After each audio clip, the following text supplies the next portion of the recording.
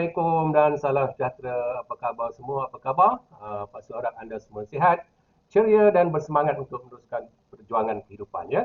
Baik, dalam kesempatan kali ini Pasu nak kongsikan satu lagi tajuk berkaitan dengan pengurusan emosi, iaitu emosi primer dan juga emosi sekunder ataupun kita sebut sebagai primary emotion and secondary emotion ya. Baik, ada seorang tokoh Robert Plutchik ya, dia telah mengemukakan satu teori berkaitan dengan primary emotion dan juga secondary emotion ni. Maksudnya emosi ni boleh kita bahagikan kepada dua klasifikasi yang besar ya. Baik, kita cuba tengok apa yang telah diusahakan oleh Robert Plutchik ni. Ya, menurut beliau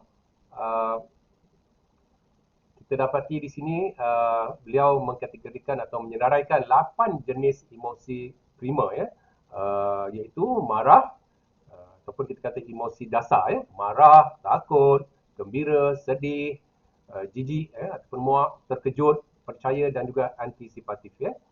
Jadi 8, maksudnya ada 8 jenis primary emotion ataupun emosi dasar ya.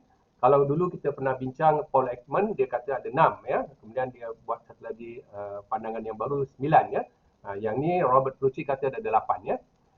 Jadi yang marah, takut, gembira, sedih, jijik dan terkejut ni sama macam yang Paul Ekman sebutkan dulu. Ditambah dengan percaya dan juga antisipatif ya. Baik, manakala emosi sekunder ataupun secondary emotion ya adalah gabungan lebih daripada satu emosi primer ya. Maksudnya menurut Plutchik ni kita bentuk emosi sekunder ataupun secondary emotion tu daripada gabungan dua emosi dasar ataupun emosi primer tadi ataupun primary emotion tadi ya. Kalau kita nak lebih jelas mungkin kita tengok contoh dia.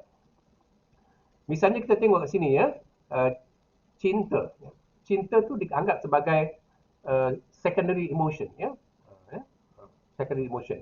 Cinta ni adalah gabungan daripada emosi primary iaitu gembira dan juga percaya. Jadi kalau kita ada merasakan rasa cinta ya, rasa cinta tu wujud apabila ada emosi dasar gembira atau primary emotion gembira dan juga primary emotion percaya. Ini menurut Robert Plutchik lah ya. Jadi kalau orang itu cintakan kita ya, ataupun kita kan cintakan seseorang, bermakna di sana ada emosi apa? Gembira lah. Gembira lah sebab kita sayangkan orang, cinta kat orang kan. Dan juga ada trust kat situ. Itu kita percaya, kita trust, kita percayai dia. Ya. Jadi kalau kita gembira tanpa percaya, tak wujud cinta. Ya. Jadi untuk mewujudkan emosi cinta, di secondary emotion cinta ni, kita perlu ada gembira dan juga percaya. Ya. Begitu juga kalau katakan ada orang tu mengatakan pada kita, saya kecewa betul lah. Ya. Saya kecewa dengan dia lah. Ya. Kenapa dia buat macam tu kat saya? Saya kecewa betul lah. Saya peras betul lah. Kan? Jadi kecewa ni merupakan secondary emotion. Ya, atau kita kata emosi sekunder tadi kan. Ya. Dan dibentuk daripada dua primary emotion iaitu sedih dan juga terkejut. Jadi ini kita kena penting gabungan ni kerana bila kita nanti nak memahami diri kita, perasaan kita, emosi kita dan juga perasaan orang lain, kita kena faham ni kenapa orang tu kecewa kan?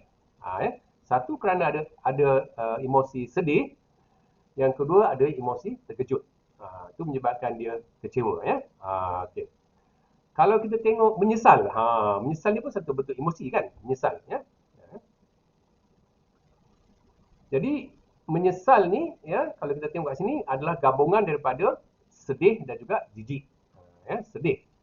Sedih tu ialah emosi primer, jijik juga merupakan emosi primer. So menggabungkan dua emosi primer tadi mendapat emosi sekunder iaitu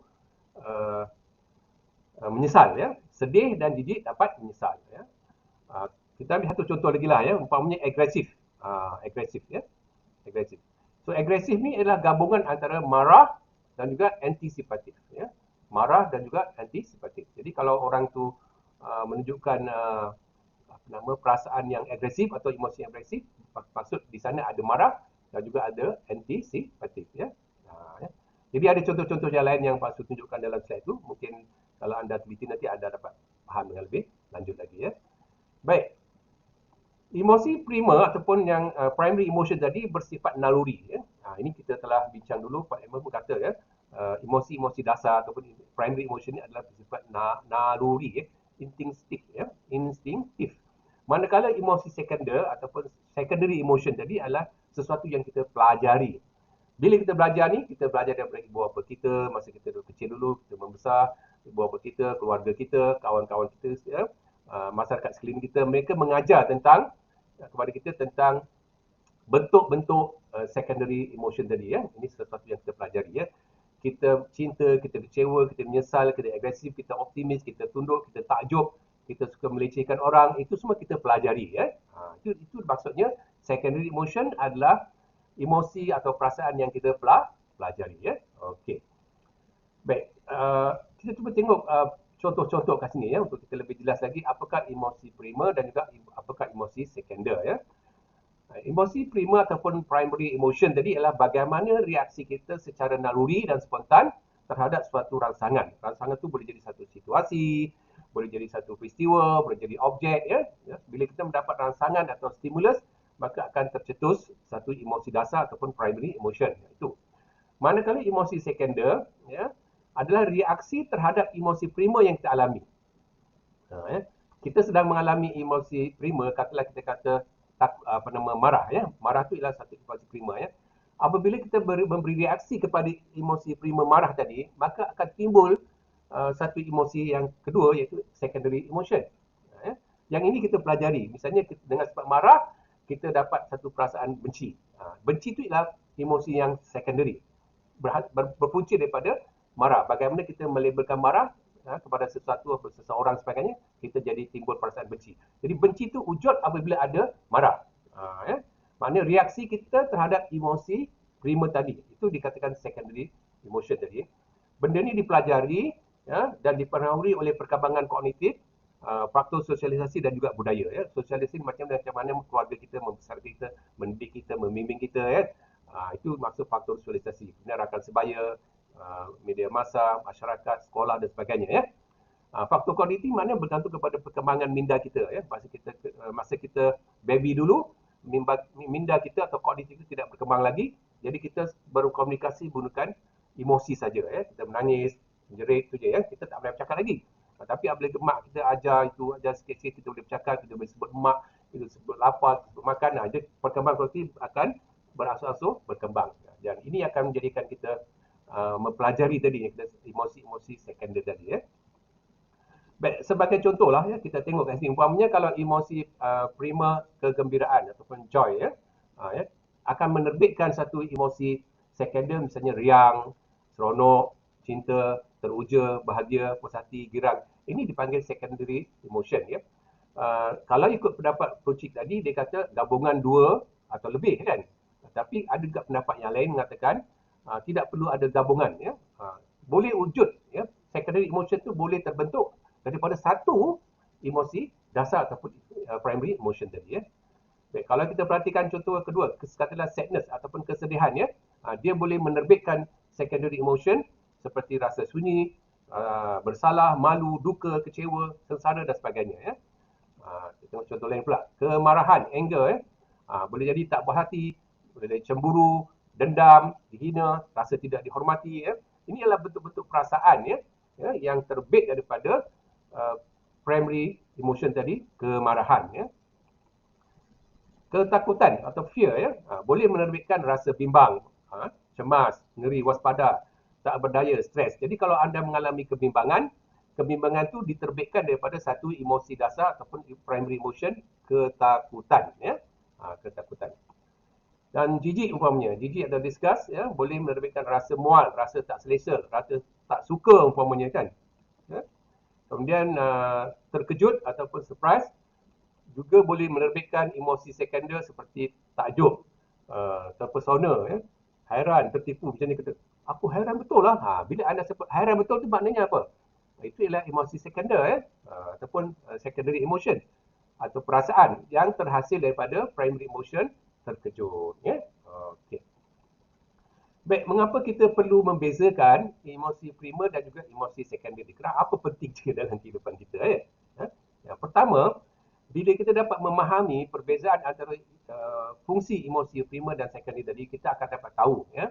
Kalau orang tu kata kat kita, cakap kat kita misalnya lah, aku benci betul lah dengan bos ya. Ya. Aku benci betul dengan bos. Jadi benci tu ialah secondary emotion atau sebenarnya apa yang berlaku? Sebenarnya dia marah kat bos. Ya. Dia marah dekat bos. Kerana benci itu lahir daripada primary emotion marah. Itu tujuan kita belajar benda ni. Sebenarnya hubungan antara emosi primer dengan emosi sekunder macam yang Pak Su kata tadi lah. Ya. Benci itu berpunca dengan marah. Ya. Atau dia kata kecewa. Berkecewa tu, dia kita kaji-kaji, rupanya dia marah dengan bos. Ya. Ya. Jadi kita tahu hubungan dia. Yang ketiga, kita dapat meningkatkan kefahaman dan kesedaran diri. Ya. Jadi kalau kita memahami yang ini emosi sekunder, ini emosi primer, ataupun secondary dan primary emotion, ya, kita tahulah ya. Aku ni kecewa ke, aku marah ke, ya, aku ni meluat. Ya. Kadang-kadang dalam pertuturan komunikasi seharian ya, kita saling menggunakan istilah-istilah yang berbau emosi dan juga perasaan ya. Tapi bila kita dapat membezakan primary dan secondary ni, kita tahu puncanya apa ya. Bila kita nak mencari punca, kita cari yang primary emotion ni apa ya. Kemudian yang seterusnya mencari punca pencetus masalah. Kalau tadi katakan dia benci, kita tahu benci ni ialah secondary emotion. Dia punya primary emotion apa? Marah. Ya. Jadi dia marah sebab apa? Kita nak cari punca. Apa yang trigger tu marah? Apa yang trigger yang menyebabkan dia marah kat bos tu? Mungkin dia kena tegur, kan? Bos tegur kerja dia gini ya. Mungkin bos salahkan dia ke apa. Jadi kita dapat cari punca dia. Gitu, ya. Jadi lepas tu kita boleh bincang lagi lah. Betul ke? Apa yang bos takut tu betul ke? Ataupun memang kau yang tak boleh terima. Jadi kita dapat punca masalah dia. Ya. Begitu juga setelah kita dapat mengenal pasti punca sesuatu masalah, emosi tadi, kita dapat mencari jalan penyelesaian. Ya. Kita cari jalan, kita dapat solution ni macam mana nak buat. Ya.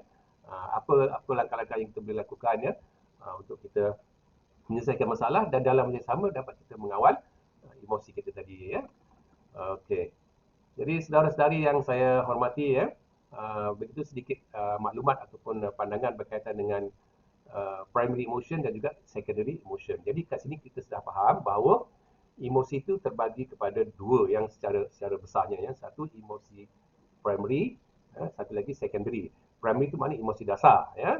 Kalau mengikut Robert Plutchik tadi ada 8. Kalau mengikut Paul Ekman ada 6 ya. Kemudian dia boleh menerbitkan.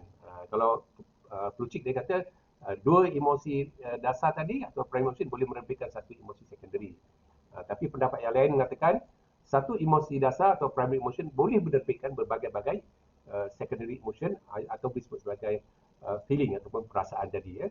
Dan ada hubungan yang rapat antara keduanya tadi ya. Jadi kalau kita dapat memahami hubungan tadi, maka bila kita mengalami sesuatu emosi atau perasaan, kita tahu kita sekarang sebenarnya sedang mengalami, kalau kita kata kita mengalami satu perasaan ya, tertentu ya, secondary emotion, kita sebenarnya pada dasarnya sedang mengalami primary emotion apa. Ya. Yang kita nak cari penyelesaian ialah kepada primary emotion. Kerana secondary emotion itu diterbitkan atas primary emotion tadi ya. Baiklah, sehingga kita bertemu lagi dalam kesempatan yang akan datang. Salam motivasi.